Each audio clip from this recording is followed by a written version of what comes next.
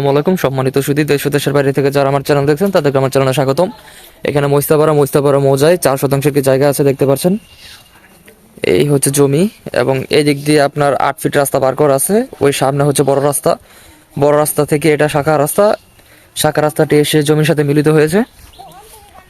জমির কাগজপত্র নিয়ে কোনো অসুবিধা নেই, 4 পর্সার জমি।